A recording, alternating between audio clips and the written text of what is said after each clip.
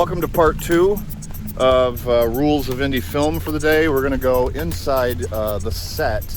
Now, all this time I've been down here in North Carolina, I've been pretty much chilling and enjoying the scenery, but you can't tell me that this doesn't at least resemble a modern Friday the 13th setting. I've always thought it kind of looked, I mean, there's a fire pit. This is where you get creative, people. There's a fire pit, there's a bug zapper, there's a couple of sheds and just shit laying around. Old doghouse. This shit is like right out of Friday the 13th. Now, here's what we turned this, crappy little shed into an actual location. Let's go in, shall we? Out of the rain. And what we did in here, we had light. We had Ryan over here. We had Anastasia over here. And I did a few tricks while we were out here. One of the things I did was I put the fisheye lens on the camera, and I stood up there with my arms like this, which can get tiring, yes, but it builds up your muscles. And I filmed like basically a security cam perspective.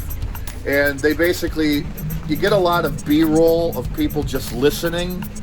Especially now when Bohane and creatures are supposed to be crawling out here. We haven't even touched this, left it just like this so you can just barely see in or out the window. It adds to the suspense and the creepiness and all that good shit. They're in here just going, that type of shit, because you want to build that suspense.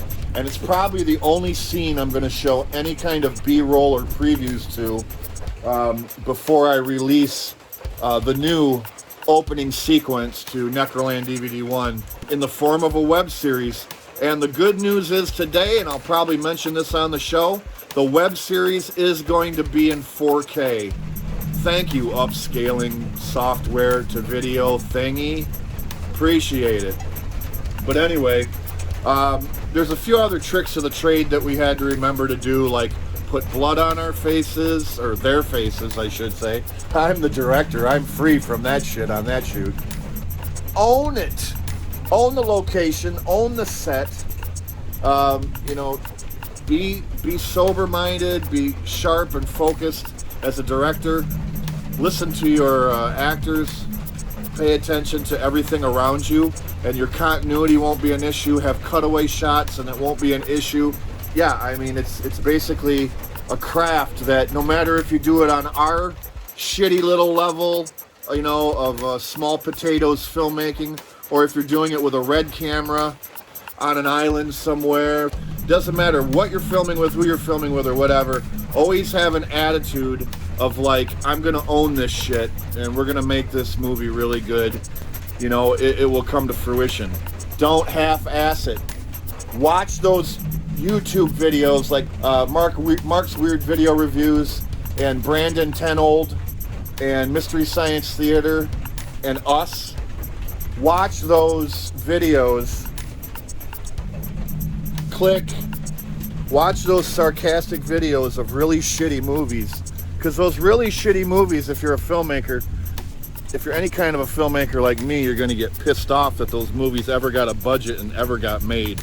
Because you're like, what? We bust our ass to not get seen or given the opportunity to do this shit? Yeah, fuck that.